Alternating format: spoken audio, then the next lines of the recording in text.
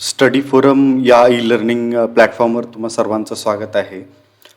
तर आज आपण सी-टेट जी म्हणजे केंद्रीय शिक्षक पात्रता परीक्षा या परीक्षेची एक्झाम डेट काय आहे आणि सिलॅबस त्याचा कसा आहे आणि एक्झामचा पॅटर्न कसा आहे ते ह्या व्हिडिओ लेक्चरमध्ये पाहणार आहोत.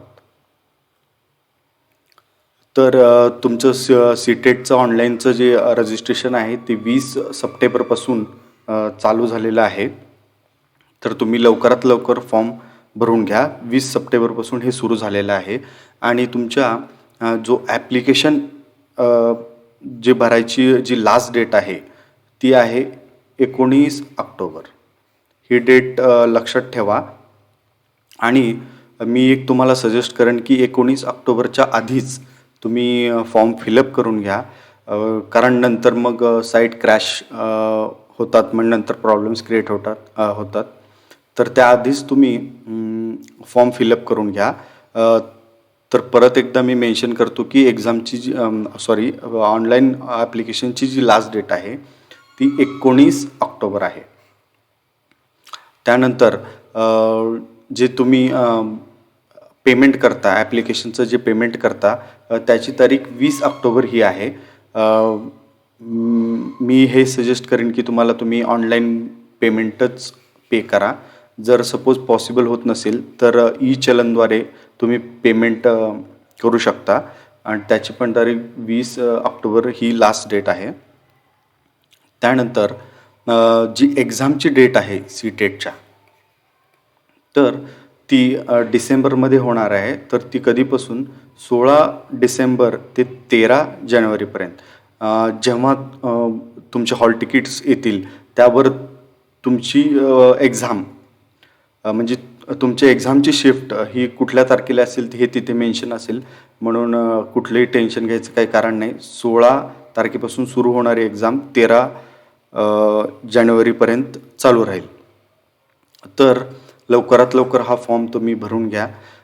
सी-टेट क्वालिफाय होण्याचा एक खूप महत्त्वाचा फायदा असा आहे की कदाचित 2022मध्ये केंद्रीय विद्यालयाच्या भरती किंवा नवोदय विद्यालयाच्या भरती ह्या होण्याची शक्यता आहे. तर त्यासाठी तुम्हाला सी-टेट क्वालिफाय व्हावं लागेल.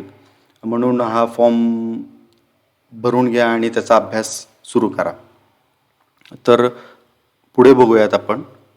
तर सी-टेटसाठी 2 पेपर आहेत वेगवेगळे, जे की तुम्ही प्राथमिक म्हणून म्हणजे PRTसाठी आणि हे माध्यमिक शिक्षकासाठी हा दुसरा पेपर. जसं की तुम्ही महाराष्ट्र टेट देता त्याचप्रमाणे इथेही 2 पेपर आहेत.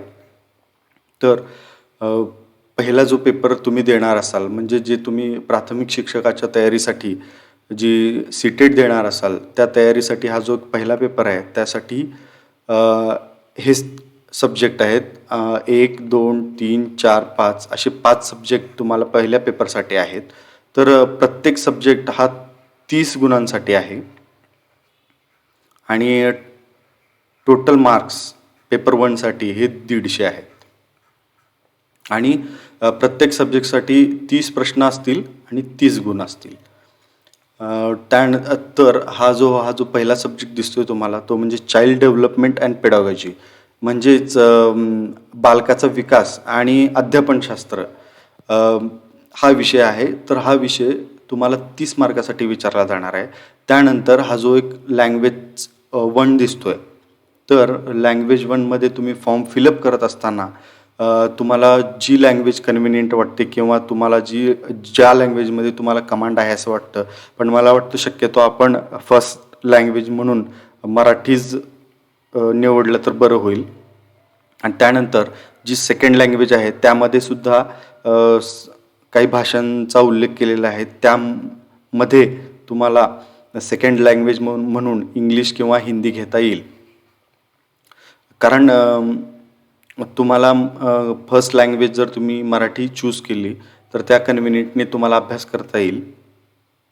आणि तर त्यानंतर हा जो चौथा विषय दिसतोय तुम्हाला एन्व्हायरमेंटल स्टडीज म्हणजेच जो आपला परिसर अभ्यास आहे तर तो सुद्धा 30 मार्कांसाठी विचारला आहे. त्यानंतर जे मॅथमॅटिक्स गणित तो सुद्धा तुम्हाला 30 मार्कांसाठी विचारलेला आहे. असे टोटल मिळून 150 मार्कांसाठी पेपर फर्स्ट विचारलेला आहे.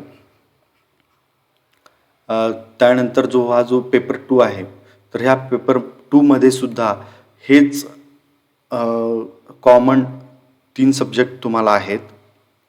ते कुठले? Child development and pedology, language 1, language 2. इथेही तुम्ही लँग्वेज 1मध्ये मी सजेस्ट करेन की मराठी चूज करा, जेणेकरून तुम्हाला म्हणजे मार्क्स मिळवायचेत आणि ही परीक्षा क्वालिफाय व्हायची. आणि लँग्वेज 2मध्ये तुम्ही हिंदी किंवा इंग्रजी निवडू शकता. तर यासुद्धा पेपर 2 सुद्धा पॅटर्न तोच आहे की 30 प्रश्न असतील आणि 30 गुण असतील सगळ्यांसाठी. आणि पण इथे एक मेजर फरक असा आहे की जे कोणी मॅथमॅटिक्स आणि सायन्सचे शिक्षक होऊ इच्छितात, तर त्यांना मॅथमॅटिक्स आणि सायन्स फॉर्म फिलअप करत असताना हा ऑप्शन निवडायचा आहे. आणि त्यासाठी त्यांना 60 मार्काची तयारी करावी लागेल. म्हणजेच मॅथमॅटिक्स आणि तुम्ही जर सायन्स चूज केलं तर तुम्हाला मॅथमॅटिक्स 30 गुणांसाठी विचारलं जाणार आणि सायन्स हे 30 गुणांसाठी, असे दोन्ही मिळून 60 गुणांसाठी हा पेपर तुम्हाला विचारला जाणार. त्यानंतर जर तुम्ही सोशल स्टडीज म्हणजेच या विषयाचा जर अभ्यास करत असाल किंवा या संदर्भात तुम्हाला म्हणजे शिक्षक व्हायचं असेल, तर तुम्हाला सोशल स्टडीजसुद्धा हा 60 मार्काला सेपरेट विचारला जाणार आहे.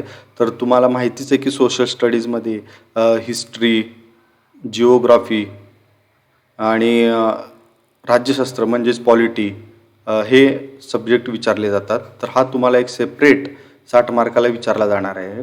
असे मिळून हा सुद्धा पेपर तुम्हाला 150 गुणांसाठी विचारला जाणार आहे. तर तुम्हाला दोन्ही पेपर जर तुम्ही द्यायची इच्छा असेल तर ते तुम्ही देऊ शकता. आणि सीटेट क्वालिफाय होणं सध्या खूप गरजेचं आहे, म्हणून फॉर्म लवकर फिलअप करून हा एक्झामचा पॅटर्न लक्षात घ्या. त्यानंतर आपण पुढे बघूयात. तर हा परीक्षेचा पॅटर्न थोडासा असा आहे की परीक्षेची वेळ म्हणजे पेपर जो कुठला तुम्ही देणार असाल, पेपर 1 किंवा 2, तर तो 2.5 तासांचा पेपर आहे. त्यानंतर ह्या पेपरची भाषा, सर्वात महत्त्वाचा हा पॉईंट आहे, लक्षात घ्या. हा पेपर मराठीमध्ये येत नाही. जेव्हा तुम्ही मराठी म्हणजे लँग्वेज 1 हे जे सिलेक्ट केलेलं आहे मराठी, तेवढाच म्हणजे तेवढेच 30 प्रश्न जे असतील तुमच्यासाठी विचारले जाणार, तेच मराठीमध्ये येणार आहेत. बाकी पूर्ण पेपर हा तुम्हाला हिंदी आणि इंग्रजी मध्येच विचारला जाणार आहे.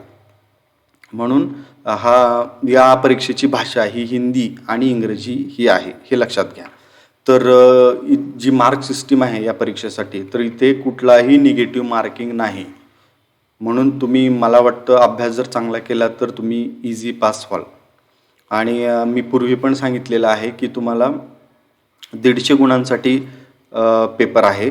पेपर 1 150 गुणांसाठी, पेपर 2 हा 150 गुणांसाठी. तर असे मिळून प्रत्येक पेपर हा तुम्हाला 150 गुणांसाठी आहे. तर तुम्हाला जे क्वालिफाईंग मार्क्स लागणार आहेत, ते मार्क्स तुम्हाला म्हणजे 60% हवेत. 60% म्हणजे या 150च्या 90 मार्क्स तुम्हाला क्वालिफाईंगसाठी लागणार आहेत. जे कोणी जनरल कॅटेगरीचे आहेत त्यांच्यासाठी, आणि जे कोणी कॅटेगरीमध्ये आहेत तर त्यांना 55% मार्क हे मिळाले पाहिजेत क्वालिफाय व्हायला. म्हणजेच 82 मार्क्स हे तुम्हाला मिळाले पाहिजेत.